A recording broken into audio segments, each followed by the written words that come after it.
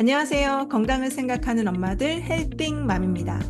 여러분, 내 아이의 면역력, 비만, 알레르기, 천식, ADHD는 물론 두뇌 기능이나 정신 건강에 이르기까지 내 아이의 평생 건강과 직결되는 곳 어딘지 아시나요? 네, 바로 장입니다. 장 건강을 관리하는 건요, 방금 말한 이런 면역, 알레르기, 비만, ADHD 이런 두뇌와 정신 건강의 근본이기 때문에 이 장 건강을 강조할 수밖에 없죠. 그래서 오늘 여러분을 위해서 준비한 이야기는 바로 마이크로바이옴 밸런스입니다.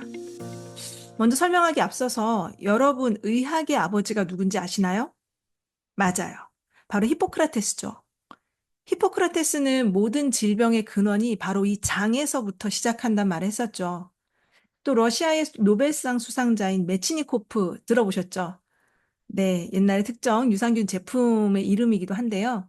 이분은 처음으로 장 속 세균 중에 일부가 유익한 기능을 한다는 걸 과학적 실험을 통해서 밝혀냈었는데요. 우리 장 속에는요, 이것처럼 세균들이 약 100조 개 정도 존재한다고 합니다. 약 25%는 유익균, 15% 정도는 유해균, 그리고 나머지 60%는 중간균이라는 것들로 구성이 되어 있어요. 여기서 중간균이라는 건 유해균이 강하면 유해균과 같은 일을 하고요. 반대로 유익균이 강해지면 유익균과 같은 일을 합니다. 이렇게 여러 종류의 균들이 우리 장 속에서 일명 그들만의 세계를 일구고 균형을 맞춰서 살아가고 있죠.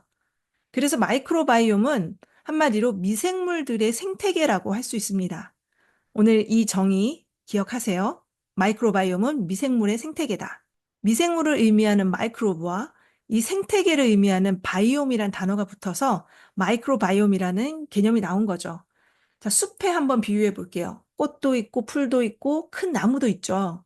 그리고 정말 각종 동식물들이 아주 다양하게 이루어져 있잖아요. 그런데 어느 포식자 한쪽이 지나치게 그 개체수가 많아지면 숲의 생태계가 망가지기 시작합니다. 그래서 이런 미생물들이 가장 많이 살고 있는 우리 몸의 장에 있는 마이크로바이옴의 균형이 굉장히 중요한 거죠. 마이크로바이옴의 밸런스는 생활 습관이 어떤지에 따라서 달라지는데요. 그 얘기를 한번 해볼게요. 장 속 세균은 우리가 먹는 음식이나 유전적인 배경에 의해서 결정되는 경우도 있고요. 심지어는 분만 방법에 따라서 신생아 시기부터 균의 종류가 결정되기도 합니다. 예를 들면 출산할 때 자연 분만을 통해서는 락토바실러스 프리포텔라, 또 제왕절개를 통해서는 스타필로코쿠스 코리네 박테리움 이런 것들이 우세해진다고 합니다. 식단도 마찬가지로 어떤 음식을 먹는지에 따라서 이 마이크로바이옴의 균형, 밸런스가 달라지기도 하는데요. 우리가 단백질을 먹고 소화시킬 때 대사산물, 즉 노폐물이라는 게 발생하는데요. 인돌, 단쇄지방산 이런 물질들은 사실 장 점막을 강화하는 데 도움이 되는 좋은 대사산물이에요. 그런데 대사 과정 중에 암모니아 같은 것도 발생할 수 있는데 이런 대사산물은 방금 말한 그런 인돌, 단세지방산 같이 좋은 물질이 아니라 반대로 독성을 유발하죠. 따라서 무엇을 먹느냐, 그리고 식단을 소화하는 과정 중에 생긴 대사산물이 어떤 것이냐, 이거에 따라서 장 속 마이크로바이옴에 미치는 영향이 달라질 수 있습니다. 설탕, 밀가루, 이런 정제된 탄수화물이나 트랜스 지방의 함량이 높은 가공식품, 인스턴트 식품, 이런 걸 많이 섭취하면 나쁜 균의 먹이가 되는 거예요. 액상과당 속 수은이 많다는 사실 아시나요? 자, 이런 것들 장내 세균이나 곰팡이 효모 등에 의해서 또 유기수은으로 바뀌면서 뇌혈관 장벽을 통과해서 뇌 손상을 유발하기도 하는데 아주 위험한 경우죠.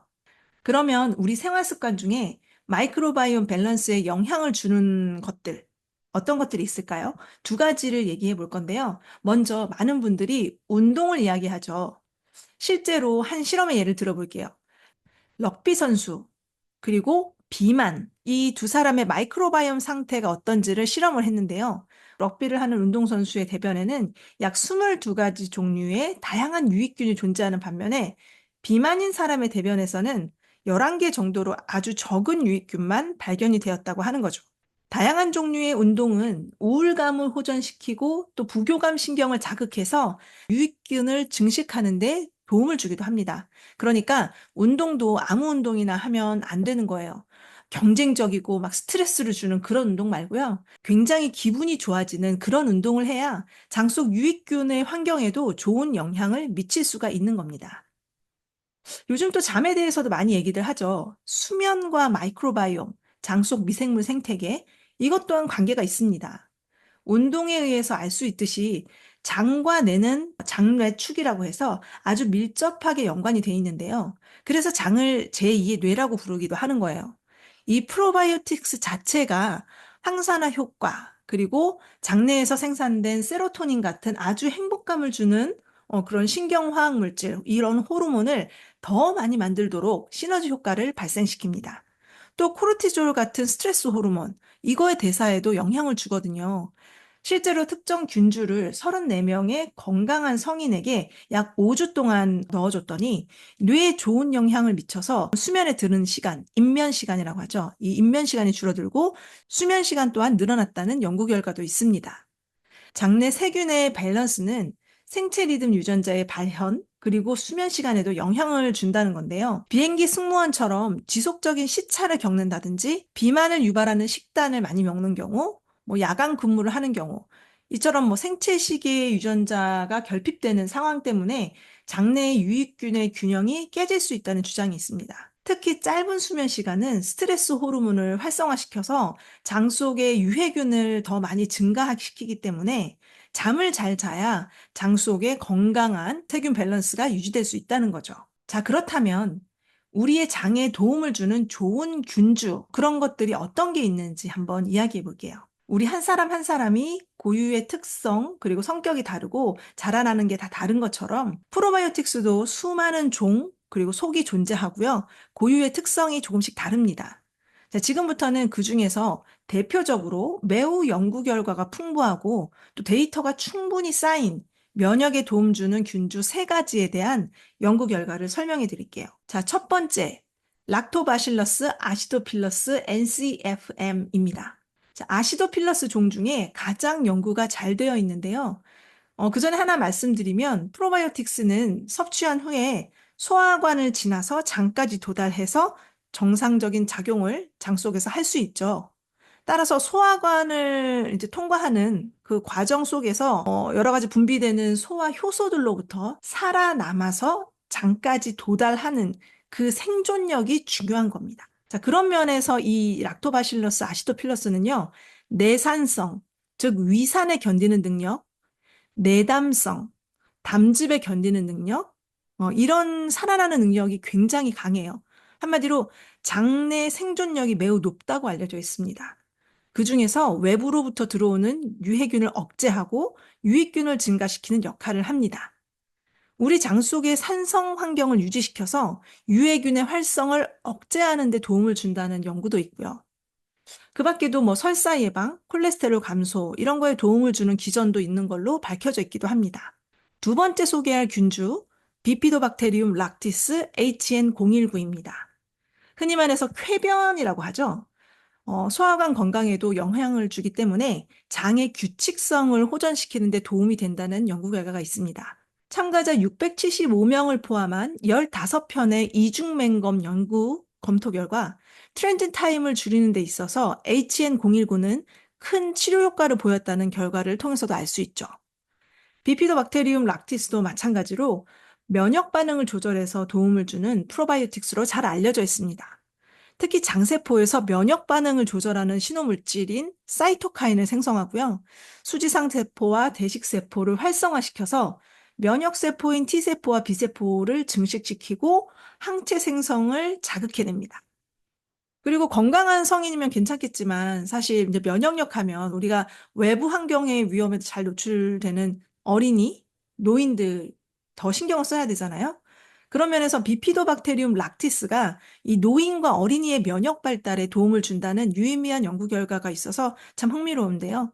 메타 분석 결과 노인에게 6주 동안 이 균주를 투여한 뒤에 4가지 임상 연구를 진행했습니다. 자, 감염으로부터 보호할 수 있는 세포성 면역의 증가를 보여주는 결과가 나왔고요. 마지막 세 번째, 비피도박테리움 락티스 BL04입니다. 마찬가지로 면역력 상승에 도움을 주는 걸 확인했다는 결과가 있었는데요. 한 연구에서 실험자가 콜레라 예방 접종을 받고 나서 이 BL04를 포함한 프로바이오틱스를 투여받게 했어요. 그랬더니 프로바이오틱스를 투여받은 군에서 항체의 농도가 높게 측정되었다는 결과가 있었습니다. 정말 알면 알수록 신기한 마이크로바이옴과 프로바이오틱스 세계죠. 마지막으로 여러분 제가 헬띵맘들에게 한 가지 말씀드리고 싶은 것이 있는데요. 앞서서 이야기했지만 이렇게 많은 연구 결과가 쌓인 균 종류가 시중에 판매되는 제품들에 과연 정말 포함이 돼 있는지 아주 꼼꼼히 확인하는 게 필요합니다. 다시 한번 강조하지만 프로바이오틱스의 종 그리고 특성별로 입증된 연구 결과가 조금씩 다르기 때문이에요. 어떤 균주는 경험상 효과가 A한테는 크고 B한테는 아예 없을 수도 있습니다.